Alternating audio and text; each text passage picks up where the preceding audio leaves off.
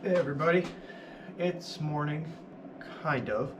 I was up really late last night fixing a serious mistake that I made. So, if you watched my custom pitman arm video, um, you saw that I tested that with my mock-up links and everything cleared. Well, somehow in that process, I made a big mistake. And that mistake was not actually checking full lock to lock. For whatever reason, I wasn't getting full lock out of my steering wheel and didn't really account for how much farther that it was going to go. So, in the process of building my actual steering links, um, which there will be a video for that, but I was testing stuff more and mocking stuff up more and actually checking everything full lock to lock and at droop and everything, because there's going to be a lot of droop on here and I need to make sure that that Heim clears. I also went from a 3/4 Heim to a 7/8 Heim, which gave me some issues in itself.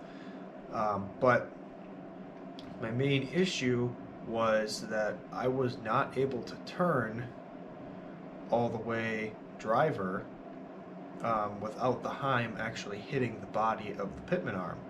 And I was trying to clear out some of the plating I had done on the side to give it more clearance, and I got to the point where I had full clearance lock to lock on the pitman arm, and the problem with that was I had clearance at ride height, and I probably would have had clearance at full stuff, as I only have like 3 or 4 inches up travel, but I'm running like 10 or 11 inches of down travel, and it would have bound after like 2.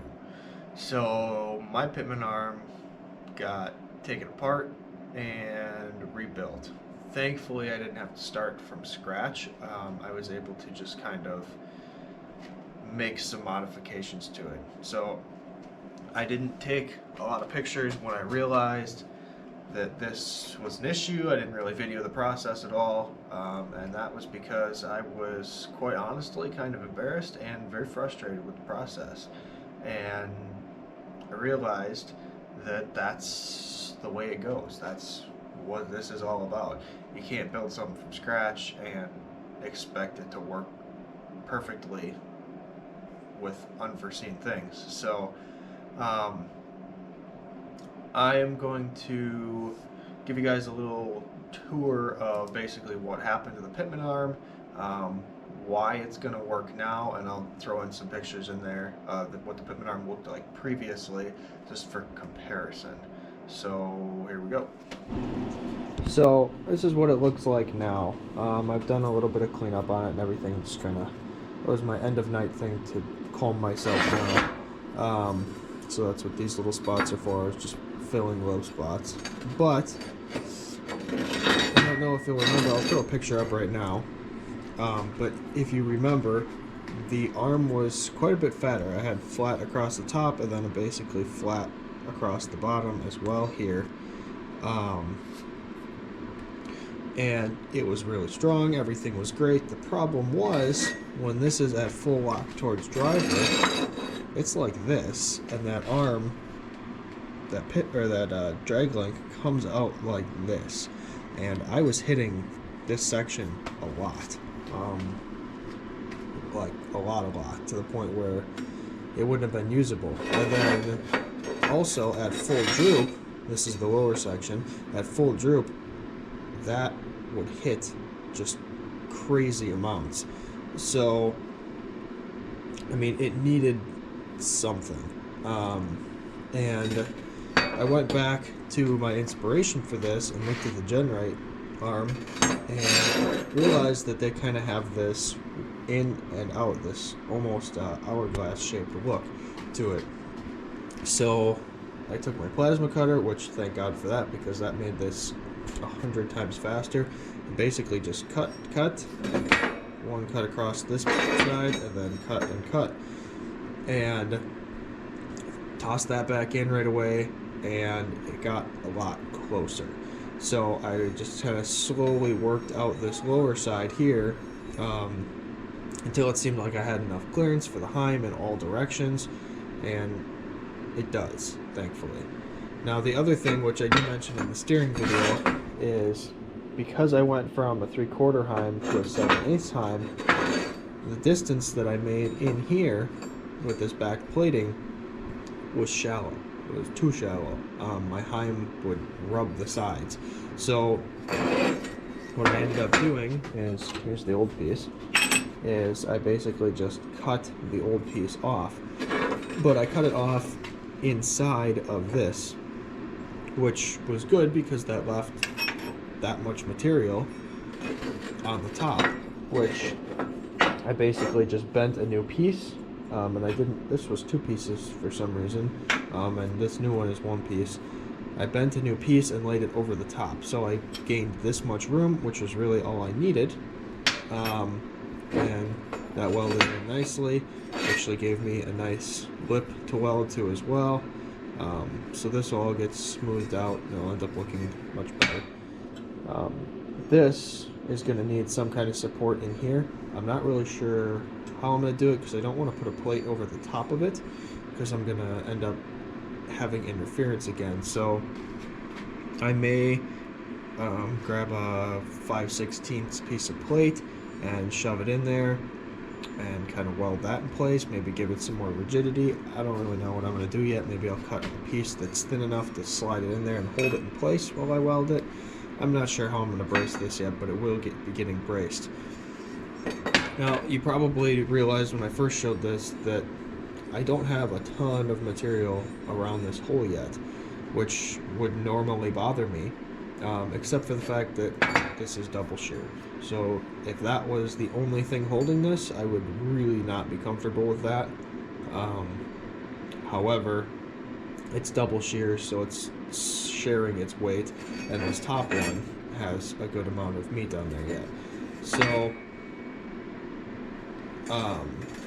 everything seems to be welded in. Everything seems to be functional. There's a lot of cleanup to do on this top end yet, but I'm going to throw this in, throw a link in there, drag link in there, and turn it lock to lock so you can kind of see what I was running into and why I had to make these changes. Alright, with all of my steering stuff actually in, now I got my double shears on. The axle is roughly in alignment. Actually, it might be perfect. I don't remember what I left it at. It's close if it's not. So as I was cycling this at full lock driver here, I was running into issues where I'd be hitting this plating here, and that's what really led me to have to cut out as much of that as I did, partly because of the larger heim, partly because I went to 1 5/8 tubing instead of 1 1/2 tubing. I mean, it was kind of just the perfect storm, bringing everything together all at once. And the other problem, especially with the lower portion here, is that with as much droop as I'm running, I would be running into that pitman arm a lot. I would be having tons and tons of binding. And that's obviously not a good thing for your steering. So this, you can see how much I've cut out here out of the steering box brace. It is touching just a tiny bit right there, and it did clear before I put this new plate on the top, so I will have to clearance it just a tiny bit more to clear that new plate. But other than that, everything clears on that full lock now. So you can kind of see my concern with this, and let me actually put this at full droop, and then you can kind of see what I'm talking about. Let's see if I can get this camera to balance somewhere. You can kind of watch this whole thing move. All right.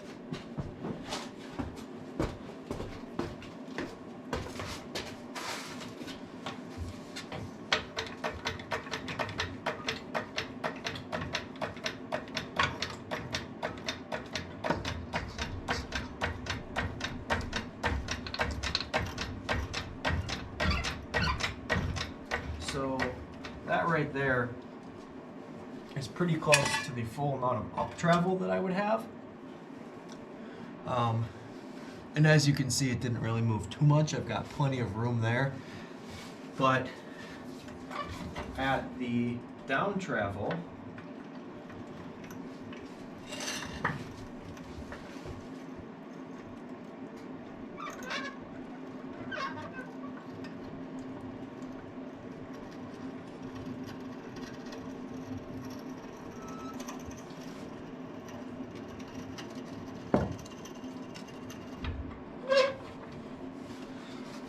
you can see that there's a lot more potential for binding on the lower part of this arm here. I'm very, very close, and well, not overly close, but I am quite close. And I am not at full droop yet. This is on the floor, but that's at about 8 or so, maybe 9 inches of down travel, and I'm going to be running like 10 or 11. So in theory, I should have enough to clearance there, especially right now. My tube is a little bit long and I don't have any thread showing there. I am all the way as tight as I can be, and it is still a little bit too long. So I need to adjust that, and I'll probably adjust it in a way that I end up with a little bit of thread showing here, which will bring this jam nut and the whole assembly out a little bit, which in theory should give me just a tiny bit more of clearance in there. So that's kind of the gist of my issue here, and it does appear to be solved now, which I'm very happy about. It took me several hours in the middle of the night last night to kind of recoup this, which I wasn't happy about. But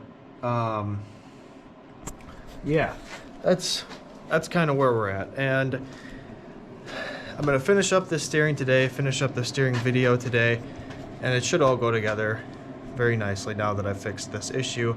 So just remember, when you're doing stuff like this, it's not always gonna work out great, and even if you think it does, something might change. So don't let yourself get frustrated. Don't give up because you run into a snag like this. Push through it. There's always an answer. Appreciate you guys watching. Like, subscribe, comment. Catch you on the next one.